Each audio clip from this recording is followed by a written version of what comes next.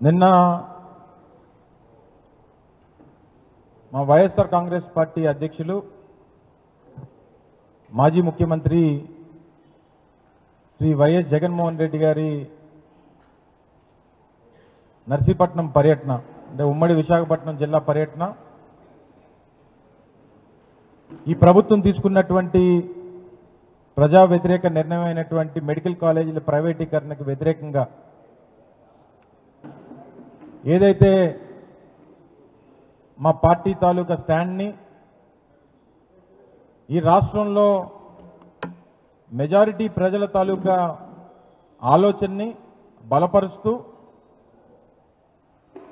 పేదవాడికి వైద్య విద్యని అందుబాటులోని ఉంచాలి, రాష్ట్రంలో ఉన్నటువంటి అన్ని ప్రాంతాలకి కూడా సూపర్ స్పెషాలిటీ వైద్యాన్ని అందించాలి ప్రభుత్వం అన్నటువంటి ఆలోచనతో తీసుకున్నటువంటి ఆనాటి మా ప్రభుత్వ నిర్ణయాన్ని ఈ కూటమి ప్రభుత్వం నిర్ణయం ద్వారా రాష్ట్రంలో ఉన్నటువంటి కోట్లాది మంది పేద విద్యార్థుల తాలూకా ఆశల్ని వైద్య విద్య చదవాలన్నటువంటి వారి ఆకాంక్షని దూరం చేస్తూ ఈ ప్రభుత్వం తీసుకున్నటువంటి నిర్ణయాన్ని మేము కూడా వ్యతిరేకిస్తున్నాం అన్నటువంటి విధంగా నిన్న జరిగినటువంటి జగన్మోహన్ రెడ్డి గారి పర్యటన, దానికి వచ్చినటువంటి స్పందన, ప్రజల్లో ఉన్నటువంటి ఉత్సాహం, ఈ ప్రభుత్వం మీద ఉన్నటువంటి వ్యతిరేకత నిన్న పర్యటన ద్వారా కనబడిందని చెప్పి నిన్నటి నుంచి రాష్ట్రం అంతా కూడా మాట్లాడుకుంటా ఉంది. జగన్మోహన్ రెడ్డి గారి తాలూకా స్టాండ్, మా పార్టీ స్టాండ్ ఏదైతే ఉందో నిన్న వారు ప్రజలను ఉద్దేశించి నిన్న నర్సీపట్నం కాలేజ్ దగ్గర జరిగినటువంటి పత్రికా సమావేశం ద్వారా వారి స్టాండ్ను కూడా చెప్పడం జరిగింది. ఈ ఆధునిక దేవాలయాల్ని మా ప్రభుత్వం ఉన్నప్పుడు వీటిని పేదవాడికి అందించాలని, వైద్య విద్యని పేదవాడికి మరింత చేరువ చేయాలని, టెరిషరీ కేర్ని ఈ రాష్ట్రంలో ఉన్నటువంటి కోట్లాది మంది ప్రజలకు అందించాలని వారు ఏదైతే ఆ రోజు తపన పడ్డారో ఈరోజు ఇప్పుడున్నటువంటి ప్రభుత్వం ఆశపడినటువంటి ప్రజలు, ముఖ్యంగా పేద విద్యార్థులు మన భవిష్యత్తు ఏంటి అని అనుకునేటువంటి పరిస్థితుల్లోకి ఈ ప్రభుత్వం తీసుకెళ్ళిపోయింది. పీపీపీ పద్ధతిలో ప్రైవేట్ వారికి అప్పచెప్పడానికి 10 కాలేజీలు అప్పచెప్పడానికి ఈ ప్రభుత్వం తీసుకున్నటువంటి నిర్ణయాన్ని నిరసిస్తున్నాం. ఈ నిర్ణయాన్ని వెనక్కి తీసుకోవాలి, ఇది ప్రజల ఆకాంక్షలకు వ్యతిరేకంగా ఉంది అన్నటువంటి ఉద్దేశాన్ని నిన్న పెద్ద ఎత్తున ప్రజలు బయటకు వచ్చి జగన్మోహన్ రెడ్డి గారికి సంఘీభావం తెలియజేసి ఈ ప్రభుత్వ నిర్ణయాన్ని నిరసిస్తూ చేసినటువంటి నిన్నటి కార్యక్రమం విజయవంతంగా జరిగినందుకు, దాన్ని విజయవంతం చేసినటువంటి ప్రజలకి, సంఘీభావం తెలియజేసినటువంటి ప్రజలకి, మా పార్టీ నాయకత్వానికి అందరికీ కూడా 2 చేతులు జోడించి పాదాభివందనాలు తెలియజేస్తా ఉన్నాం. ఇది వైఎస్ఆర్ కాంగ్రెస్ పార్టీకి, తెలుగుదేశం పార్టీకో, కూటమి ప్రభుత్వానికో మధ్యన ఉన్నటువంటి సమస్య కాదు. ఇది రాష్ట్రంలో ఉన్నటువంటి సామాన్యులకి, పేదవాడికి, ఏ పార్టీలకి సంబంధం లేనటువంటి మేధావులకి అందరికీ కూడా సంబంధించినటువంటి ఈ రాష్ట్ర సమస్య. ఈరోజు ఉదాహరణకి పీపీపీలో వీరు ప్రైవేట్ వారికి ఏదైతే ఈ ప్రభుత్వం ఆలోచన చేసి తీసుకున్నటువంటి నిర్ణయం ద్వారా ఈరోజు ప్రభుత్వ మెడికల్ కాలేజీలో 50% ఫ్రీ సీట్స్ ఏవైతే ఉంటాయో ఆ ప్రభుత్వ మెడికల్ కాలేజీలో ట్యూషన్ ఫీజు 15,000 మాత్రమే, 50% సీట్స్. అలాగే మేము ఆ రోజు ప్రతిపాదించినటువంటి 50% ఈ 17 మెడికల్ కాలేజీలో కూడా 50% మెడికల్స్ ఏవైతే జనరల్ కేటగిరీ ఈ ఫ్రీ సీట్స్ ఉంటాయో ఈ ప్రభుత్వంలో కొనసాగితే అవి కూడా 15,000 ఉండేవి.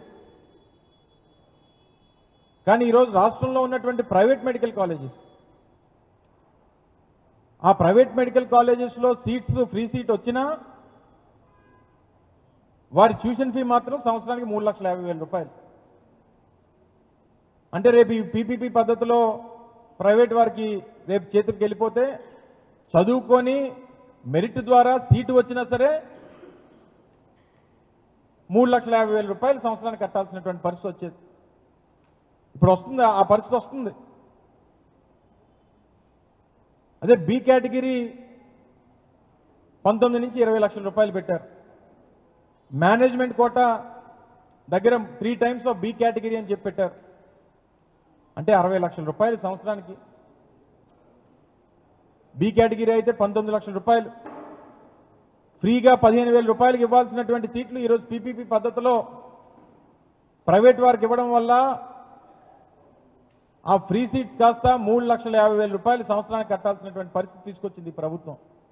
దీనివల్ల విద్యార్థులు మెరిట్లో సీట్లు సాధించినటువంటి విద్యార్థులు వారు నష్టపోతున్నారా లేదా అనేటువంటిది ఒకసారి ప్రజలందరూ కూడా ఆలోచించాలని చెప్పి కోరుతా ఉన్నాం. సో వీటినన్నింటినీ నిరసిస్తూ ఒక ఉద్యమంలో తీసుకెళ్తున్నటువంటి ఈ కార్యక్రమానికి ప్రజల నుంచి వచ్చినటువంటి స్పందన ఒక ఉదాహరణ అన్నటువంటి విషయాన్ని కూడా ఈ సందర్భంగా తెలియజేస్తూ ఉన్నాం. ఆద్యాంతం విశాఖపట్నం ఎయిర్పోర్ట్ నుంచి నర్సీపట్నంలో నిర్మాణం అవుతున్నటువంటి మెడికల్ కాలేజ్ వరకు దాదాపు 60 కిలోమీటర్ల మేర ఎక్కడికక్కడ ప్రజలు వచ్చి వారికి సంఘీభావాన్ని తెలియజేసి వారికి ఉన్నటువంటి స్థానిక సమస్యల్ని వారి దృష్టికి తీసుకొని వచ్చి ఈ సమస్యల్ని మాకున్నటువంటి సమస్యల్ని మీరైతేనే పరిష్కరించగలరు అనేటువంటి ఆవేదన అనేక ప్రాంతాల్లో ప్రజలు ఇచ్చినటువంటి రిప్రజెంటేషన్స్ కానీ వారి సమస్యలు కానీ చెప్పుకున్నప్పుడు వారి మొహల్లా కనబడింది. ఎయిర్పోర్ట్లో మొదలైన తర్వాత కాకానీ నగర్ దగ్గర విశాఖపట్నం స్టీల్ ప్లాంట్ కార్మిక సంఘాల సంబంధించినటువంటి నాయకులందరూ కూడా కలిశారు. ఆ పోరాట కమిటీ అంతా కూడా కలిసింది. మీరు ఎన్నికల్లో వారు చెప్పడం జరిగింది, మీరు ఎన్నికల్లో మీరు చెప్పినటువంటి మాట మేము వినలేదు, మీరు చెప్పినట్టుగానే జరిగింది, మీరు పొరపాటున కూటమికి ఓటేస్తే ఈ ప్లాంట్ ప్రైవేట్ పరం అయిపోతుంది అన్నటువంటి మీ పాటన పెడచెవిని పెట్టాం. ఈ పోరాటానికి మీ మద్దతు కావాలంటే జగన్మోహన్ రెడ్డి గారు చాలా క్లియర్గా కేటగారికల్గా చెప్పారు. నిన్న పత్రికా సమావేశంలో కూడా చెప్పారు. విశాఖపట్నం స్టీల్ ప్లాంట్ ప్రైవేటీకరణ విషయంలో దానికి వ్యతిరేకంగా మీరు ఏదైతే పోరాటం చేస్తూ ఉన్నారో మా వైఎస్ఆర్ కాంగ్రెస్ పార్టీ మద్దతు మీకు ఎప్పుడూ ఉంటుంది అనేటువంటి విషయాన్ని నిన్న కార్మిక సంఘాల నాయకులతో జగన్మోహన్ రెడ్డి గారు చెప్పడం జరిగింది. ఈ స్టాండ్లో మాది ఎప్పుడూ మార్పు లేదు. అధికారంలో ఉన్నా ప్రతిపక్షంలో ఉన్నా ఏ స్థానంలో ఉన్నా స్టీల్ ప్లాంట్ ప్రైవేటీకరణకు వైఎస్ఆర్ కాంగ్రెస్ పార్టీ వ్యతిరేకం అనేటువంటి విషయాన్ని మరొకసారి మా పార్టీ అధ్యక్షులు నేను చెప్పడం జరిగింది. తర్వాత గోపాలపట్నం ప్రాంతాల్లో రోడ్డున పడిపోయినటువంటి స్ట్రీట్ హాకర్స్ ఎవరైతే ఉన్నారో ఆ విషయాలు కూడా వారి దృష్టి తీసుకొని వచ్చారు. వారికి జరిగినటువంటి అన్యాయాన్ని జగన్మోహన్ రెడ్డి గారు చెప్పుకునేటువంటి కార్యక్రమం జరిగింది. గతంలో పార్టీ అధ్యక్షుడిగా ఆ రోజు కేకే రాజు గారి నేతృత్వంలో జరిగినటువంటి పోరాటాల గురించి వారు ప్రస్తావించడం జరిగింది. ఆ పోరాటాన్ని ఆ సపోర్ట్ని మా పార్టీ తరఫున మీకు ఎప్పుడు ఉంటుంది అన్నటువంటి ఒక నమ్మకాన్ని కూడా జగన్మోహన్ రెడ్డి గారు కల్పించడం జరిగింది.